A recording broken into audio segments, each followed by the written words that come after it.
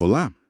Hoje vamos mergulhar num tema, assim, bem complexo e sensível da medicina legal, a sexologia forense. Um tema fundamental, sem dúvida. Exato. E a nossa análise é pensada especialmente para quem está na batalha dos concursos públicos, querendo uma vaga como perito. Hum, Para nos guiar, a gente tem aqui a obra de um dos maiores nomes da área, o Genival Veloso de França, e também manuais, procedimentos operacionais padrão que ditam a rotina da perícia. A nossa missão é extrair o ouro daqui. exatamente. O objetivo é esse mesmo, ir além do livro. É entender como a teoria se aplica na prática e, o que é mais importante para o concurseiro, nas provas. Certo. Vamos decifrar o que é a sexologia forense, ver o passo a passo da perícia em crimes sexuais e, claro, vamos gastar um bom tempo no que define a aprovação, as famosas pegadinhas de prova e o que bancas como a FEPESE mais gostam de cobrar. Perfeito. E para deixar tudo mais concreto, que tal a gente imaginar um caso hipotético? Ótima ideia! Vamos pensar assim: uma vítima chega na clínica médico-legal, relata uma agressão sexual que aconteceu umas 12 horas atrás. Com esse cenário na cabeça, a gente explora como o perito agiria. Excelente, ajuda a conectar tudo, a teoria com a realidade do trabalho. Então, vamos começar pelo começo. Com base no Genival Veloso, o que define a sexologia forense? É só sobre crime? Essa pergunta é ótima, porque a definição dele é bem mais ampla do que a gente pensa. Ele descreve como ramo da medicina legal que estuda a sexualidade em três esferas: a normal, a anormal e a criminosa. Ah, interessante. Sim, só que porque nos interessa, para concursos e para a prática, o foco é quase todo na aplicação criminal, né? É a ciência ajudando a justiça a encontrar e interpretar os vestígios em crimes contra a dignidade sexual. E, falando nesses crimes, o estupro é o mais conhecido. Mas a definição desse crime mudou muito, não é? Mudou radicalmente. E não entender essa mudança é um erro, assim, fatal em qualquer prova. Uma lei de 2009, a 12.015, expandiu totalmente o conceito. Como assim? Antes, o foco era quase exclusivo na conjunção carnal.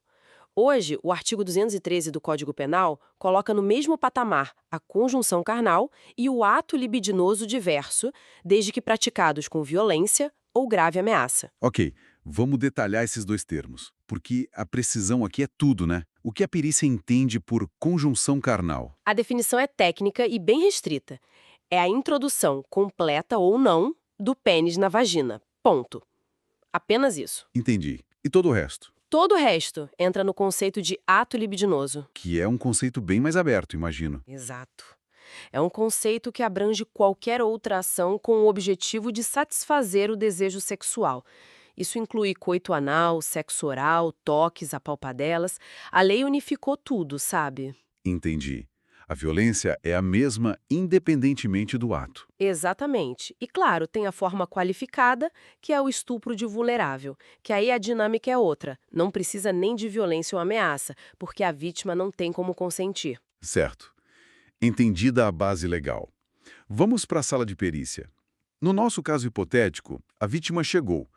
Qual o objetivo central do perito ali, naquele momento? O objetivo é um só: a busca por vestígios da infração. E o Genival Veloso sempre batia nessa tecla. O laudo pericial tem que ser claro, objetivo, simples. O perito não acusa, ele descreve. Perfeito. É crucial entender que o perito não está ali para dizer foi estupro. Essa função de tipificar o crime é do delegado, do promotor, do juiz. A função do perito é fornecer a prova material, a base científica para que eles possam decidir. E como essa busca começa na prática, seguindo os POPs, os procedimentos operacionais padrão? Qual o primeiro passo com a vítima do nosso caso? O primeiro passo é o histórico, a anamnese. E esse é talvez o momento mais delicado de todo o processo. O perito precisa coletar o relato da vítima com o máximo de cuidado, de empatia, para não causar o que a gente chama de revitimização. Que é fazer a pessoa reviver o trauma. Exato, desnecessariamente. Imagino que seja uma linha muito tênue entre conseguir informação que a perícia precisa e ser sensível ao estado da vítima. Que perguntas são, assim, indispensáveis? São perguntas estratégicas. A primeira: quando o fato ocorreu? No nosso caso, há 12 horas. Isso é fundamental para a gente saber a janela de tempo para achar vestígios, como espermatozoides que se degradam, né? Certo. A segunda: Houve alguma forma de higienização? Se a vítima tomou banho, se lavou, isso pode ter eliminado provas importantes. E a terceira é que a vital se o relato for de conjunção carnal. Qual a data da última relação sexual consentida? Por que essa última pergunta é tão crucial? Porque ela é a chave para evitar uma das maiores armadilhas na hora de interpretar o DNA. Se a vítima teve uma relação consentida horas antes da agressão, a gente pode encontrar material genético de duas pessoas. E aí complica tudo? Complica muito. Sem essa informação, o laudo pode virar inconclusivo ou, pior, levar a uma interpretação errada. Entendido. Depois dessa conversa inicial, o que vem? Aí a gente passa para o exame físico geral. Antes de ir para a região genital, o perito procura lesões em outras partes do corpo que possam confirmar o relato de violência. As mais clássicas são as equimoses, as manchas roxas nos braços e coxas. São as marcas de contenção que sugerem que a vítima foi segurada à força. A gente procura também por escoriações, arranhões e lesões de defesa. E só depois disso vem o exame específico na área genital. Exatamente. O exame específico foca na região genital, anal ou oral, dependendo do relato. Na vítima feminina, ela é colocada em posição ginecológica e a gente inspeciona o ímen. Certo. E aqui uma ferramenta muito importante é o colposcópio, que é basicamente uma lente de aumento com uma luz. Ele permite ver a região com muito mais detalhe. E por que essa ampliação é tão necessária? Porque ajuda a diferenciar o que é uma lesão traumática, uma ruptura da violência, de características normais do ímen, como os entalhes, que são tipo umas reentrâncias naturais. Ah, entendi. Um olho destreinado poderia confundir. Poderia, com certeza, confundir um entalhe com uma ruptura antiga, por exemplo. O colposcópio dá muito mais segurança para a análise do perito. Ok, chegamos no coração da perícia, a coleta. O que se procura com aqueles swabs que parecem uns cotonetes compridos? É só esperma ou a ciência já foi além? A ciência foi muito além. A coleta de vestígios é a etapa que pode dar a prova material definitiva. Usando swabs estéreis, o perito coleta amostras da cavidade vaginal, da região anal, da cavidade oral. E o que se busca? A gente busca 3 alvos principais. Primeiro, claro, espermatozoides.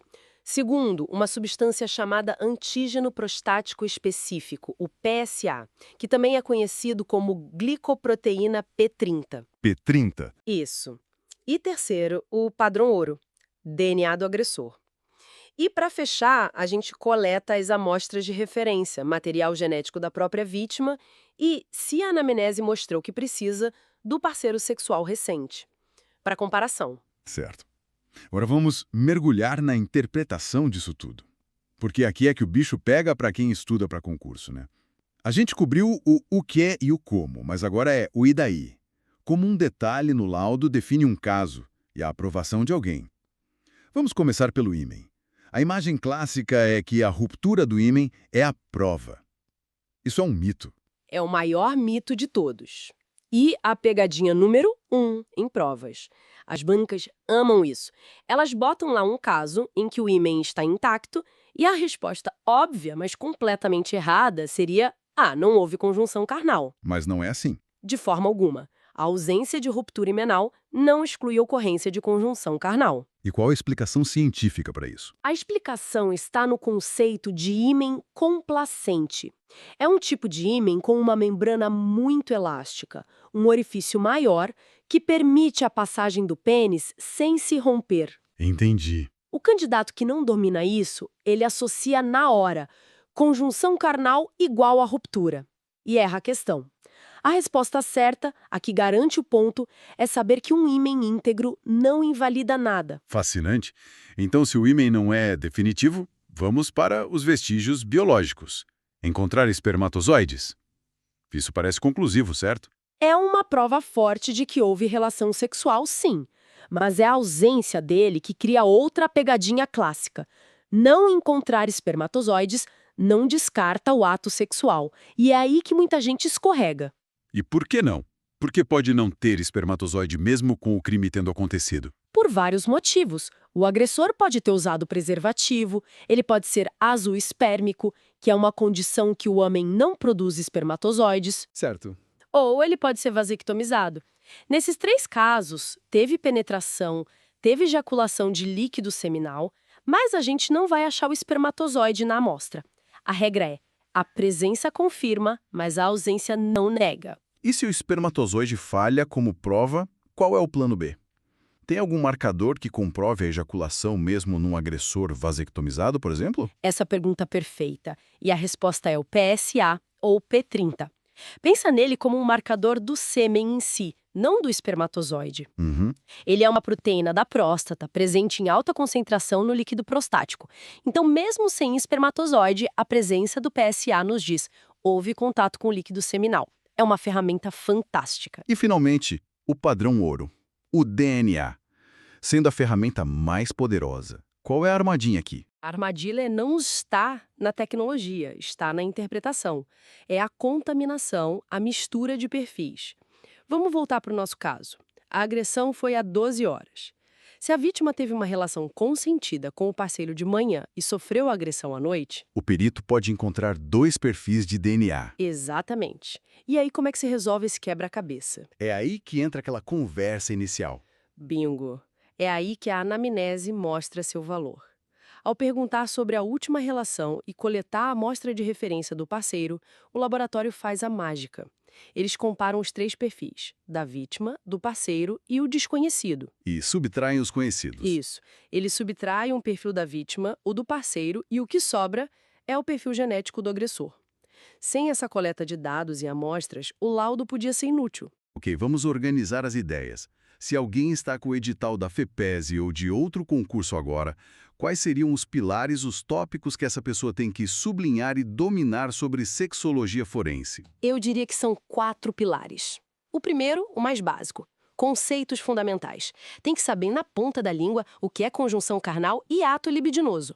Entender a mudança da lei. É o alicerce. Certo. O segundo pilar. O segundo é o protocolo pericial. O candidato tem que conhecer o passo a passo, desde a abordagem correta da vítima, passando por cada etapa do exame até a coleta e, muito importante, a cadeia de custódia. Que garante a integridade da prova. Exato. É mostrar que entende o fluxo de trabalho. O terceiro parece mais burocrático, mas também é importante. Sem dúvida. É a quisipação. Os laudos respondem a perguntas formais, os quesitos, que vêm da autoridade.